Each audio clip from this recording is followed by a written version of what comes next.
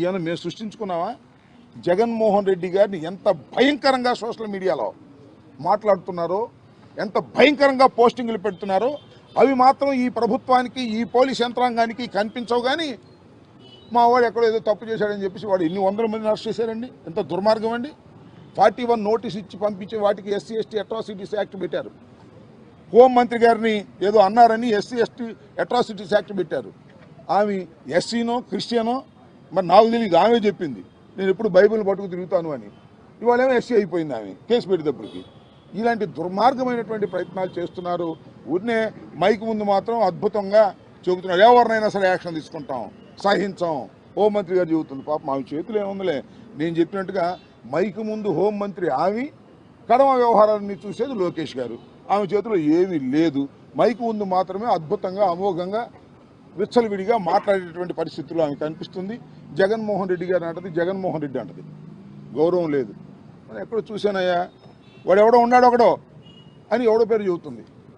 ఇంటూరు రవికుమార్ని ఆయన లోపలేశారు. వాడెవడో ఇంటూరు రవికుమార్ ఉన్నా అంట, వెధవ అంటుంది. ఏం భాష ఇది? ఈ రాష్ట్ర హోంమంత్రిగా ఉన్నటువంటి ఒక మహిళ మాట్లాడవలసిన భాషనా ఇది? నేను శాసనసభలో కూడా చూసా, దమ్ముంటే నుంచోండి వెళ్ళిపోతారు ఏంటంటుంది. ఎవరు వాకౌట్ చేసి వెళ్తుంటే ఇలాంటి అసభ్యకరమైన పదజాలాలు నిరంతరం వాడుతున్నటువంటి ప్రస్తుత మంత్రివర్గ సభ్యులు, హోంమంత్రి గారు, వారికి మాత్రం ఏమి చట్టాలు ఉండవు. అమాయకుల మీద మాత్రం చట్టాలు పెట్టి ఎక్కడో పోస్టింగ్లు పెట్టిన వాటిని కూడా వాళ్ళు పెట్టకపోయినా ఆ ఫాల్స్ పోస్టింగ్లు తీసుకొచ్చి రుద్ది కేసులు పెట్టి లోపలు వేసేటటువంటి ప్రయత్నం చేస్తున్నారు. మేమేమి దీనికి ఏమి భయపడేటువంటి పరిస్థితుల్లో లేవని కూడా ఈ సందర్భంగా మనవి చేస్తున్నాం. ఖచ్చితంగా వీటన్నిటిని ఎదుర్కొంటాం. సుశిక్షితులైన సైనికుల్లాగా ముందుకు వెళ్తాం. రాబోయే కాలంలో దీనికి మూల్యం చెల్లించవలసినటువంటి బాధ్యత ఈ రాష్ట్ర ప్రభుత్వాన్ని, చంద్రబాబు నాయుడు గారి నాయకత్వంలో ఉన్న కూటమిది.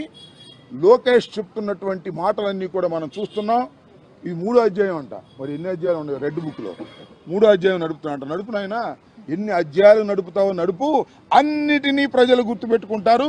వైఎస్ఆర్ కాంగ్రెస్ పార్టీ కార్యకర్తలు కూడా నీ రెడ్ బుక్ని గుర్తుపెట్టుకుంటారు. నువ్వు హింసించిన వారిని, నువ్వు కొట్టిన వారిని, నువ్వు లోపల పెట్టిన వారిని అందరూ ఐక్యమవుతారు. రాబోయే కాలంలో నువ్వే చూస్తావు. గుర్తుపెట్టుకోమని మనవి చేస్తున్నా. ఇవాళ రెడ్ బుక్ రాజ్యాంగం నడుస్తుందని వాళ్ళు ప్రచారం చేసుకుంటున్నారు. ఒక్క అభివృద్ధి కార్యక్రమం కూడా లేదు. రోడ్లు ఏమంటే గుంటలు పొడుస్తారంట, సిలిండర్ ఏమంటే అంట సంవత్సరానికి ఓటిస్తారంట, 3 ప్రామిస్ చేసి.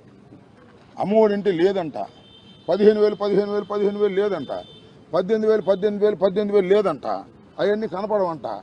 కానీ వీటిని ప్రశ్నిస్తే వైసీపీ సోషల్ మీడియా యాక్టివిస్టులను, లేకపోతే న్యూట్రల్గా ఉన్న సోషల్ మీడియా యాక్టివిస్టులను పట్టుకెళ్తారంట, కొడతారంట, జైల్లో పెడతారంట. ఈ రకమైనటువంటి దుర్మార్గమైనటువంటి కార్యక్రమాలు వాళ్ళు చేసేటటువంటి ప్రయత్నం చేస్తున్నారు.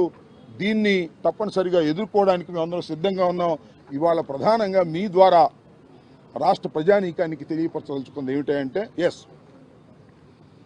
మేము కూడా కంప్లైంట్స్ ఇస్తున్నాం. నిన్న మొన్న కూడా మా కౌన్సిలర్సు, మా కార్పొరేటర్సు, మా నాయకులు వెళ్ళి డిఫరెంట్ పోలీస్ స్టేషన్లో కేసులు ఇచ్చారు.